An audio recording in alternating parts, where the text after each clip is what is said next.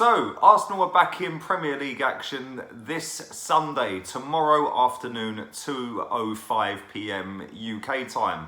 It's the first of our 3 Premier League games inside 6 days, ending with Tottenham at Wembley on Saturday, the 12:30 kickoff. Sandwiched in between them, we've got Bournemouth at home on Wednesday. Unfortunately, I will not be making it to the game tomorrow. Still kind of feel shit if I'm being completely honest. I've had a banging migraine all week, and yeah, let's just say my guts ain't feeling great. Let's just leave it at that. But like I said, this starts our first of 3 games, 3 big games, if we want to get up into that top 4 position. Now, obviously, Spurs lost today, and we play them next Saturday, but we'll come to that as and when. We have to capitalise. We're 10 points behind them, but most importantly, we're 1 point behind Man United, and they've got Liverpool. So we need to go and do our job and basically beat Southampton, and then we can move on full of confidence to the Bournemouth game in midweek. But like I said, it's the Premier League. It's not easy. Every game's hard. We see even in the Europa League, we lost to Barté the other week. So I'm not taking anything for granted. Although with that being said, I do think we will win this game. Before I get into my 1 to 11 and how I think the game's going to go, don't forget, stick a thumbs up on the video. Go and do that now. Let's get 1,000. Yeah, let's get 1,000. Let's get 1,000. I haven't had 1,000 for a couple of videos. Let's get 1,000 thumbs ups and likes on this video. And if you're new here as well, go and subscribe. It don't cost nothing to subscribe, and stick the bell on. You will get the notifications as soon as they come through. So here's my 1 to 11 for the game. And I've seen a couple of people commenting about my previous video about my player ratings.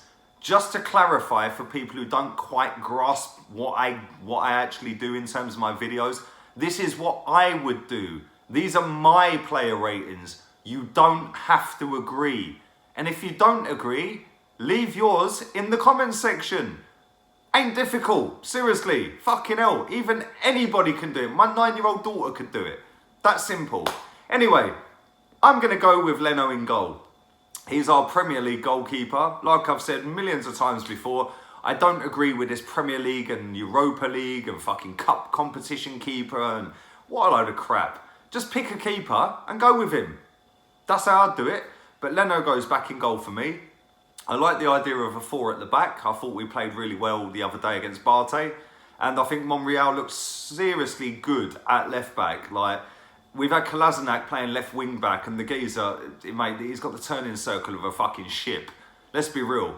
Like, Thomas the Tank, I don't know about Tank, he is Thomas the Tank. The geezer is clueless. Don't want him in there. He can't cross. He can't do anything defensively. Let's put Monreal in there who can do both. So that's my left back for the game. On to right back. I had to fucking rack my brains for this one, really, if I'm being completely honest. I did think about putting Maitland-Niles in there. And then I thought, well, what's the point when we've actually got 2 right backs that can play in that position? That is their natural position. Lichtsteiner played great in midweek, but I think 2 games in 3-4 days is going to be way too much for him. So I'm actually going to pick Jenkinson. I think that for as much stick as he gets, at least he gets what the club means. And we can see as fans that he does genuinely love the club. There's not many at the club that could be said for. He's one of them. Play him. Centre-back pairing. Obviously, Koscielny limped off the other night, holding his Achilles, limping as he went off. Not sure how bad that damage is. I haven't seen any of the updates today from training and press conferences, etc. But for me, drop him, keep him out the team for a couple of games, let him rest up, because we may need him in the run-in. So I'm going to put Socrates there. Obviously, we see the other day, Socrates scored a bullet header after about 2.5 minutes of being on the pitch. Yes, I know the level of opponent has gone up a step, maybe 2 or 3 steps, because obviously Southampton are a lot better than Barté. But we have missed this guy badly. This guy is our best centre-back, in my opinion. And he don't shirk the physical side of it. And when you're going to be up against the likes of Charlie Austin, who don't mind doing that as well, then it's going to be a good tussle out there. So Socrates for me. Next to him, the man who doesn't mind conceding a goal as long as we win. Now, I see what he said, Mustafi. I don't mind conceding a goal as long as we win the game. sorry mate, I grew up in an era where I see Tony Adams, Martin Keown, etc., Steve Bold. They'd have you up in the fucking dressing room by your throat if we conceded a goal. You die on that pitch. You leave everything on that pitch. You do not concede a fucking goal. And that probably sums up modern day footballers, especially Mustafi. They couldn't give two flying fucks. But who am I to comment? It's just my opinion. Anyway, into midfield. I'm going to go with Lucas Torreira. Don't think he had a great game the other night when he came on. Looked very sloppy. Looked like he weren't fully on the pace. I hope he is going to be back to full fitness because he did limp off in the first leg against Barté and he just didn't look right. He looked maybe a yard off, and this is against Barté, come on. But yeah, I'm going to put him in my team because at the end of the day, in my opinion, defensively, he is by far and away our best central midfielder. Next to him, I'm going to put Granit Xhaka in. I don't think he played great the other night, although he was better than he has been for a long time. Obviously got 2 corners, which he claims assists for, and we won the game comfortably because of that. They trained on it all week and it came to fruition. He ended up putting 2 nice deliveries in and our centre-backs capitalised off of that, meaning we progressed to Rennes in the next round. So for me, put them 2 back together. They looked decent in the first part of the season. We changed it up. I know we've had injuries, etc., but put them back in there. Now I'm going to go with a 3 in front of them. On the right-hand side, I'm going to go with Denis Suarez. I want to see this guy get a proper run out. All I've seen is 10 minutes here, 5 minutes there, 15 minutes here. Give the kid a start. Let him play. Let him see what he can do. Excuse me. I want to see him play games. At the end of the day, we've signed him for a reason, and that is to help us get top 4. So throwing him on with 10, 15 minutes to go ain't really going to do anything. Start him. Put him in over Mkhitaryan, who I thought was abysmal the other night. First 20 minutes I thought he played well, but after that I just thought he was just anonymous and progressively got worse really. But yeah, put Denis Suarez in there. Let's see what he can do. Left hand side, I'm going to go with Alex Iwobi. For me, he was man of the match. For others, he wasn't against Barté, but it's all a matter of opinions. Like I said earlier, you don't have to agree with what I say. It's just my opinion. And for me, I think Alex Iwobi has been our best player consistently for about the last 6-7 games. Yes, his end product's dog shit. Yes, he flaps every time he gets in front of goal. But ultimately, he is a threat. And he will make them go back towards their own goal. Which, if we play Ozil in the middle like we did the other night, you can see that they had a nice little link-up play quite a few times in that game. Ozil running towards the box, left space for Iwobi and vice versa. So that's what I'd go with. Alex Iwobi with Mesut Ozil in the middle.